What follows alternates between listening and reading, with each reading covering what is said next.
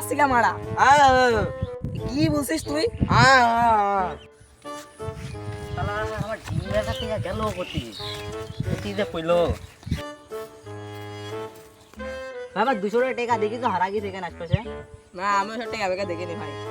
এই মারা কানা সুদা নাকি রে এ তুই কাকে কানা বললি বে? না। আমি পুরা এইচডি দেখি। কানা কথা বাদ ভাই তুই তুমি কাকে কানা বলছিস বে? এই তুই চুপ ভাই তুমি বলতে কেন আমার 200 টাকা কোথাও দেখেছো